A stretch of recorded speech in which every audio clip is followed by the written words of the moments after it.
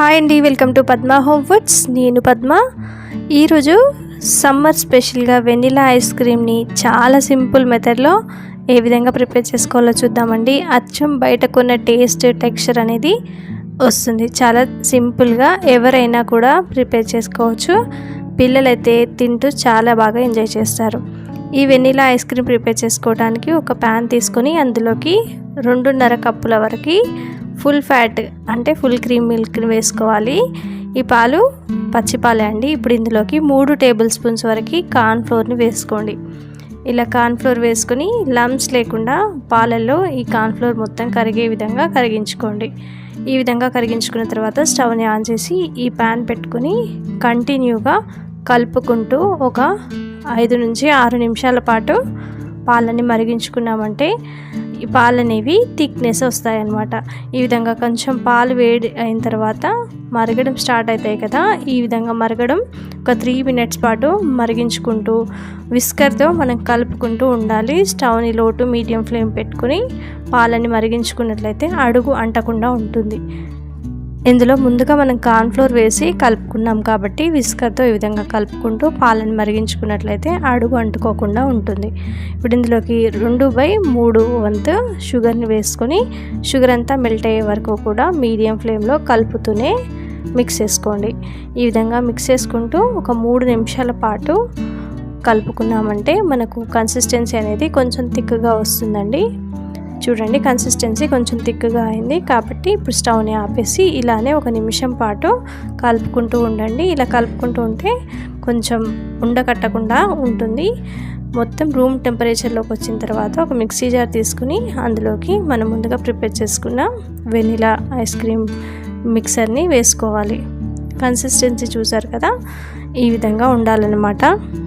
ఈ విధంగా మిక్సీలో వేసుకున్న తర్వాత ఇందులోకి ఒక 1.5 కప్పు వరకు ఫ్రెష్ క్రీమ్ని యాడ్ చేసుకోవాలండి.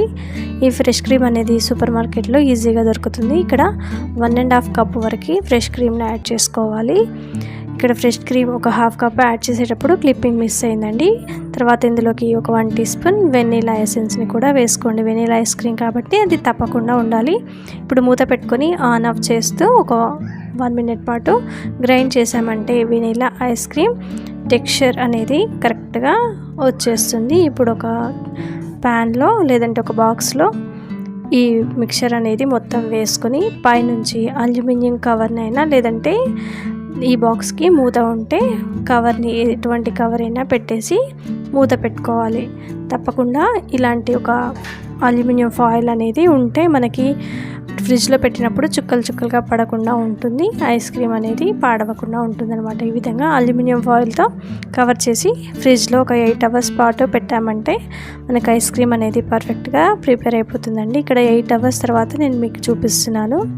పర్ఫెక్ట్ టెక్స్చర్ అలాగే టేస్ట్తో మనకు వెనిలా ఐస్ క్రీమ్ రెడీ అయిపోయినట్టే అండి.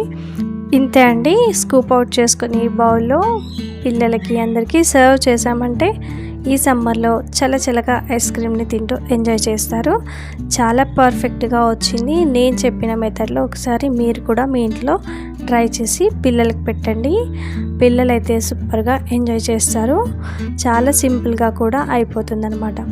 చూడంండి, టెక్స్చర్ చాలా పర్ఫెక్ట్గా వచ్చింది. టేస్ట్ కూడా అంతే బాగుందండి. ఈ విధంగా ఐస్ క్రీమ్ని బౌల్లో వేసుకొని ఈ పైనుంచి మనం రోజ్ సిరప్నైనా లేదంటే హర్షీ సిరప్నైనా వేసుకుంటే చాలా చాలా టేస్టీగా ఉంటుందండి. చాలా టేస్టీ యమ్మీ వెనిలా ఐస్ క్రీమ్ రెడీ అయిపోయినట్టే. మరి ఈ వెనిలా ఐస్ క్రీమ్ రెసిపీ మీకు కనుక నచ్చినట్లయితే తప్పకుండా మీరు కూడా మీ ఇంట్లో ట్రై చేసి మీకు ఎలా అనిపించిందో మీ ఫీడ్బ్యాక్ని కామెంట్లో తెలియచేయండి. వీడియో ఈ సమ్మర్లో చల్లచల్లగా ఐస్ క్రీమ్స్ కూల్ డ్రింక్స్ తాగాలనిపిస్తుంది కదండి. మరి ఇంట్లోనే చాలా సింపుల్గా బటర్ స్కాచ్ ఐస్ క్రీమ్ని చాలా చాలా టేస్టీగా అదే టెక్స్చర్ అదే టేస్ట్తో సింపుల్ మెథడ్లో ఏ విధంగా ప్రిపేర్ చేసుకోవాలో ఈరోజు వీడియోలో చూసేయండి. వీడియోని ఇక్కడ స్కిప్ చేయకుండా చూడండి. ముందుగా ఈ ఐస్ క్రీమ్ ప్రిపేర్ చేసుకోవడానికి ఒక బౌల్ తీసుకొని అందులోకి 2 టేబుల్ స్పూన్స్ వరకు కార్న్ఫ్లోర్ వేసుకోండి. ఇప్పుడు ఇందులోకి పచ్చి పాలని అంటే కాచి చల్లార్చినవి కాకుండా పచ్చి పాలని ఒక 2 టేబుల్ స్పూన్స్ వరకు వేసుకోండి. మిగతా పాలని బౌల్లోకి వేసుకోండి. అంటే ఇక్కడ నేను 1/2 లీటర్ పాలని యూస్ చేస్తున్నాను. అది కూడా ఫుల్ ఫ్యాట్ ప్యాకెట్ మిల్క్ని తీసుకున్నానండి. ఈ పాలని ఇప్పుడు ఈ బౌల్లోకి వేసుకుని మనం కార్న్ఫ్లోర్లో వేసుకున్న పాలు ఫ్లోర్ టెక్స్చర్ అంతా కూడా పాలలో లమ్స్ లేకుండా పర్ఫెక్ట్గా కలిసే విధంగా కలుపుకొని ఇందులోకి ఒక 1 టీ స్పూన్ వరకు బటర్ స్కాచ్ ఐస్ క్రీమ్ ఫ్లేవర్ని, అంటే మనకి వెనిలా ఫ్లేవర్తో బటర్ స్కాచ్ పైనాపిల్ ఫ్లేవర్తో ఉంటాయి కదండి, అటువంటి బటర్ స్కాచ్ ఫ్లేవర్ని యాడ్ చేసుకోండి. ఇలా యాడ్ చేసుకొని మొత్తం మిక్స్ చేసుకొని ఈ బౌల్ని పక్కన పెట్టుకోండి. ఇప్పుడు మిగతా పాలని మనము సాస్ ప్యాన్లో వేసుకున్నాం కదా, ఈ పాలని కొంచెం పొంగు వచ్చే వరకు కూడా, అంటే లైట్గా మరుగుతున్నప్పుడు మనం ఈ విధంగా స్పూన్తో కలుపుకుంటూ 1 నిమిషం పాటు మనం పాలని మరిగించుకోవాలి. సైడ్స్కి వచ్చే అట్టును కూడా కలుపుకుంటూ మనం పాలని మరిగించుకోవాలండి. ఈ విధంగా మరుగుతున్నప్పుడు మనం ఇందులోకి ఒక 1/2 కప్పు షుగర్ని యాడ్ చేసుకోవాలి. ఇక్కడ 1/2 లీటర్ పాలకి 1/2 కప్పు షుగర్ అనేది పర్ఫెక్ట్గా సరిపోతుందండి. ఈ విధంగా షుగర్ వేసుకొని షుగర్ అంతా మెల్ట్ అయ్యే విధంగా కలుపుతూ మిక్స్ చేసుకోండి. ఈ విధంగా షుగర్ అంతా మెల్ట్ అయిపోయింది కదండి. ఇలా మెల్ట్ అయిపోయిన తర్వాత పాలు అనేవి మళ్ళీ మరగడం స్టార్ట్ అవుతూ ఉంటాయి కదండి. ఇలా ఒక 3 to 4 మినిట్స్ పాటు పాలని చక్కగా మరిగించుకోండి. ఈ విధంగా మరిగించుకున్న తర్వాత ఇందులోకి మనం ముందుగా కలిపి పెట్టుకున్న కార్న్ టెక్స్చర్ని ఇందులోకి యాడ్ చేసుకోవాలండి. ఒకసారి మొత్తం అంతా కూడా మిక్స్ చేసుకోండి, లమ్స్ లేకుండా ఉంటాయి. ఈ విధంగా వేసుకుంటూ కలుపుకోండి. అలా కలుపుకుంటేనే కింద అడుగు బాగానే ఉండలు కట్టకుండా పర్ఫెక్ట్గా పాలల్లో కలిసిపోతుందండి. ఈ విధంగా కార్న్ ఫ్లోర్ టెక్స్చర్ వేసిన తర్వాత పాల మిశ్రమం అనేది కొంచెం థిక్నెస్ వస్తుంది. ఇప్పుడు బటర్ స్కాచ్ ఐస్ క్రీమ్ కొంచెం ఎల్లోయిష్గా ఉంటుంది కదండి, కొంచెం కలర్ కోసం నేను ఫుడ్ కలర్ని వాడాను. ఇది ఆప్షనల్ మాత్రమే, మీరు వేస్తే వేయొచ్చు, లేకపోతే లేదనమాట. ఇలా వేసుకొని ఒక 3 మినిట్స్ పాటు మీడియం ఫ్లేమ్లో కలుపుతూ కుక్ చేసుకోండి. ఇలా కలుపుతూ కుక్ చేసుకుంటూ ఉంటే మనకు టెక్స్చర్ అనేది కొంచెం థిక్నెస్గా అవుతుంది. ఈ విధంగా చూడండి, కొంచెం థిక్నెస్ అనేది వచ్చింది కదా. ఇప్పుడు స్టవ్ని ఆపేసి ఈ బౌల్ని కిందికి దింపుకొని కలుపుతూనే కొంచెం రూమ్ టెంపరేచర్లోకి వచ్చే వరకు కూడా కలుపుకోండి. ఇప్పుడు దీన్ని పక్కన పెట్టుకొని మళ్ళీ స్టవ్ ఆన్ చేసుకొని ప్యాన్ పెట్టుకోండి. ఇప్పుడు క్యారమెల్ని ప్రిపేర్ చేసుకోవాలి. కోసం ప్యాన్లో ఒక 1/2 కప్పు షుగర్ని వేసుకొని మొత్తం అంతా కూడా ఈ విధంగా స్ప్రెడ్ చేసుకొని మీడియం ఫ్లేమ్ పెట్టుకోండి. ఇలా బటర్ స్కాచ్ ఐస్ క్రీమ్ అంటేనే మనకు అక్కడక్కడ నట్స్ అనేవి తగులుతూ ఉంటాయి కదండి. ఇలా మనం క్యారమెల్ అయితే ముందుగా ప్రిపేర్ చేసుకోవాలండి. ఇలా కొంచెం మీడియం ఫ్లేమ్ పెట్టేసరికి మనకు షుగర్ అంతా మెల్ట్ అయిపోయి కొంచెం బ్రౌనిష్ కలర్లోకి వస్తుంది. ఇప్పుడు ఇందులోకి ఒక 1 టీ స్పూన్ బటర్ని వేసుకోండి. ఈ బటర్ అనేది ఇంట్లో తీసుకున్న బటర్ అనమాట, అంటే ఇంట్లో చేసింది. ఈ బటర్ని వేసుకుని మొత్తం అంతా కూడా ఈ విధంగా మిక్స్ చేసుకోండి. మిక్స్ చేసుకొని స్టవ్ని ఆపేసేయండి. ఇక్కడ క్యారమెల్ ఎక్కువసేపు కలుపుతూ ఉన్నట్లయితే చేదొచ్చేస్తుంది. స్టవ్ని ఆపేసిన తర్వాత జీడిపప్పు పలుకుల్ని వేసుకొని మొత్తం అంతా ఒకసారి మిక్స్ చేసుకోండి. ఇలా మిక్స్ చేసుకొని స్టవ్ని ఆపేసి ఇప్పుడు నెయ్యి రాసుకున్న ఒక ప్లేట్కి ఈ క్యారమెల్ జీడిపప్పు మిశ్రమం అనేది ప్లేట్లోకి వేసుకొని స్ప్రెడ్ చేసుకోండి. ఈ విధంగా స్ప్రెడ్ చేసుకుంటే మనకు ఒక 5 నిమిషాల్లో ఇది పర్ఫెక్ట్గా సెట్ అయిపోతుంది. ఇంతలోకి మనకు పాల మిశ్రమం అనేది కూడా కొంచెం రూమ్ టెంపరేచర్లోకి వచ్చేసి థిక్నెస్ అనేది వస్తుందన్నమాట. మొత్తం అంతా ఒకసారి మిక్స్ చేసుకోండి. చూడండి ఎంత దగ్గరగా అయిపోయిందో. ఇలా అయిన మిశ్రమాన్ని ఇప్పుడు మనము ఒక బాక్స్లోకి వేసుకొని ఒక 2 అవర్స్ పాటు ఫ్రిడ్జ్లో పెట్టుకోవాలండి. ఐస్ క్రీమ్ పర్ఫెక్ట్గా రావాలి అంటే ఈ విధంగా మనం ముందుగా ఒక 2 గంటల పాటు దీన్ని ఫ్రిడ్జ్లో పెట్టుకోవాలి. ఇలా బాక్స్లోకి వేసుకొని మూత పెట్టుకొని 2 గంటల పాటు పెట్టుకోవాలి అన్నమాట. ఈ విధంగా టైట్గా బాక్స్కి క్యాప్ పెట్టేసి 2 గంటల పాటు ఫ్రిడ్జ్లో పెట్టండి. ఇంతలోకి మన క్యారమెల్ కూడా పర్ఫెక్ట్గా సెట్ అయిపోతుంది. ప్లేట్ నుంచి చూడండి ఎంత చక్కగా ఊడొచ్చేసిందో. ఈ విధంగా ఊడొచ్చిన ఈ మిశ్రమాన్ని మనము చిన్న చిన్న ముక్కలుగా కట్ చేసుకొని మిక్సీలోనైనా వేసుకోవచ్చు, లేదంటే మనం ఏదైనా జిప్లాక్ బ్యాగ్లో వేసుకొని క్రష్ చేసుకోవచ్చు. ఇక్కడ నేనైతే ఈ విధంగా ఉన్న చిన్న జిప్లాక్ బ్యాగ్లో వేసుకొని నా దగ్గర ఉన్న రోల్తో నేను క్రష్ చేశానండి. చాలా పర్ఫెక్ట్గా మనకు బటర్ స్కాచ్లో అక్కడక్కడ నట్స్ అనేవి తగులుతూ ఉంటాయి కదండి. చాలా సింపుల్గా ఈ విధంగా మనము ఈ నట్స్ని ప్రిపేర్ చేసుకోవచ్చు అన్నమాట. ఇలా క్యారమిల్ని ప్రిపేర్ చేసాం కదా, ఇది ఒక ప్లేట్లోకి వేసుకొని పక్కన పెట్టుకోండి. ఇది మనకి మళ్ళీ ఐస్ క్రీమ్ ప్రిపేర్ అయిన తర్వాత అవసరం వస్తుందండి.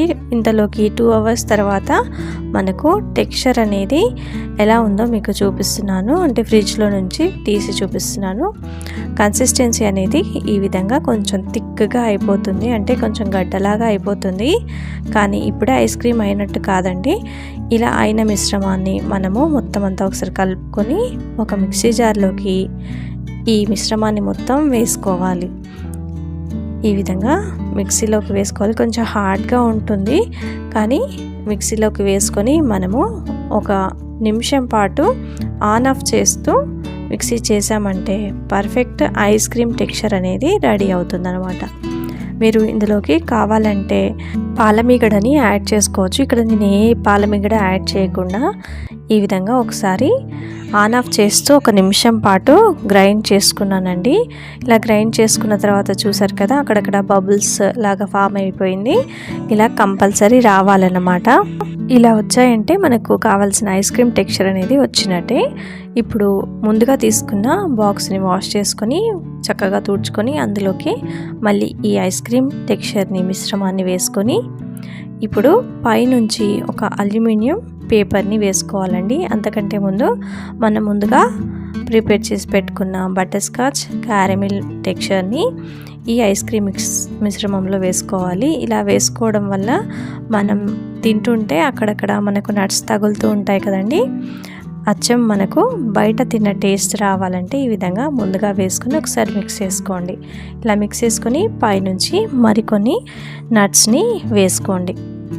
ఈ విధంగా వేసుకొని ఇప్పుడు పైనుంచి ఒక అల్యూమినియం ఫాయిల్ అయినా లేదంటే ఏదైనా కవర్ ర్యాపర్నైనా పెట్టుకొని టైట్గా ఈ బాక్స్ క్యాప్ని పెట్టేసేయండి.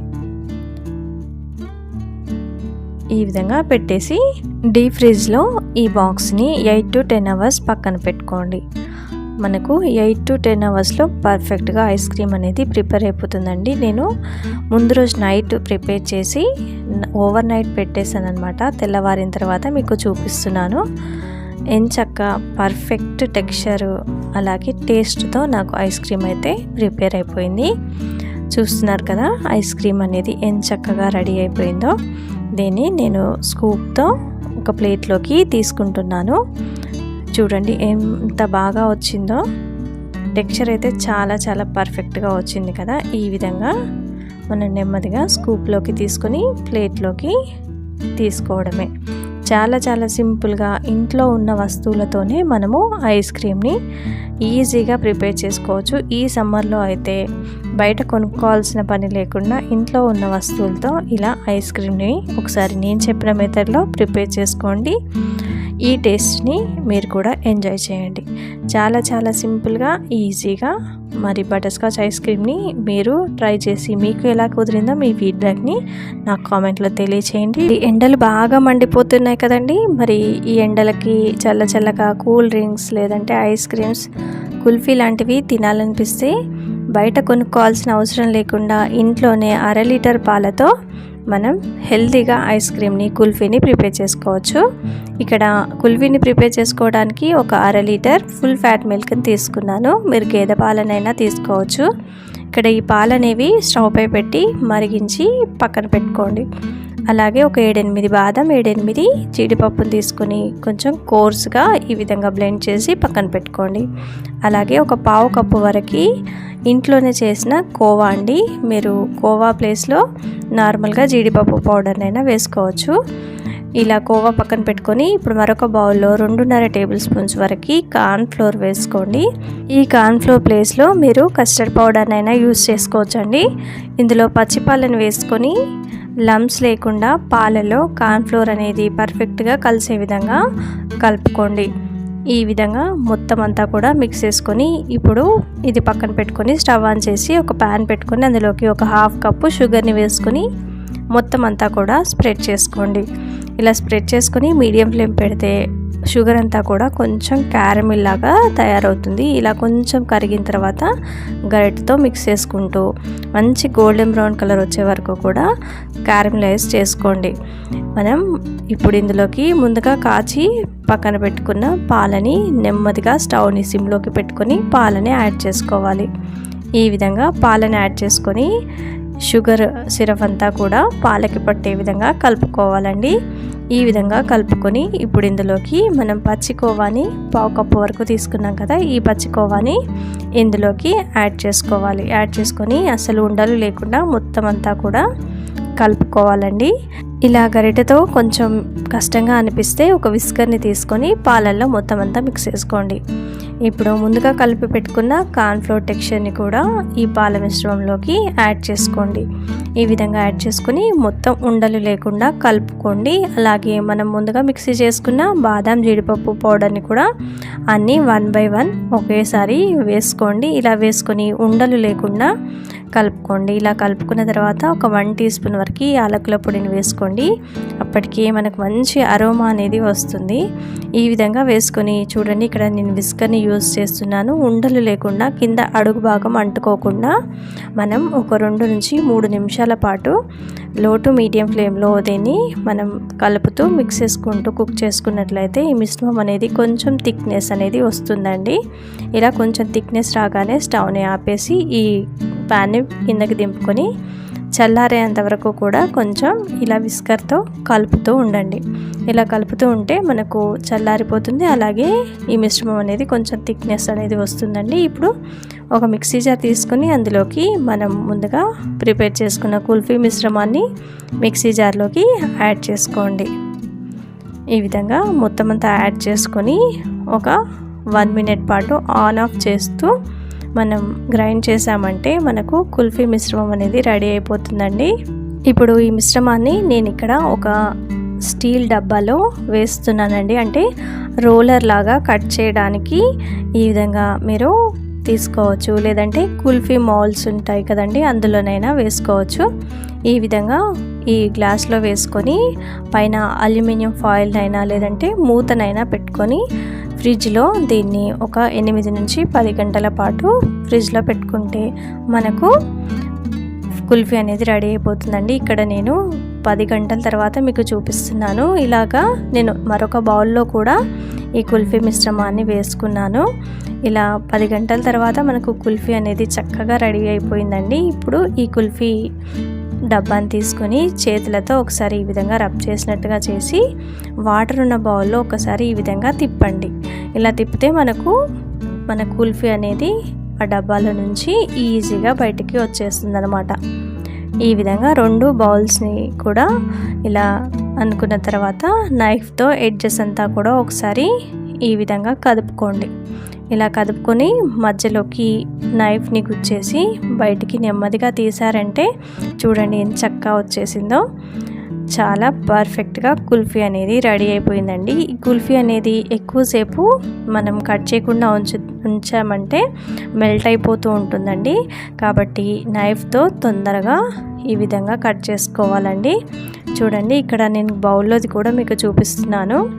రోల్ అనేది అంటే రౌండ్గా చాలా పర్ఫెక్ట్గా వచ్చింది. ఈ విధంగా బౌల్లోది కూడా తీసి ప్లేట్లో పెట్టుకున్నాను. ఈ విధంగా డబ్బాలోది కూడా మనకి పర్ఫెక్ట్ రౌండ్ షేప్లో ఈ విధంగా కట్ చేసుకున్నామంటే కుల్ఫీ అనేది చాలా సింపుల్గా ప్రిపేర్ అయిపోయిందండి. ఇంతే అండి కుల్ఫీ రెసిపీ. ఇంట్లో ఉన్న వాటితో చాలా సింపుల్గా మనమే ఇంట్లో పిల్లలకి కుల్ఫీని, ఐస్ క్రీమ్స్ని ప్రిపేర్ చేసి పెడితే చాలా ఎంజాయ్ చేస్తారండి.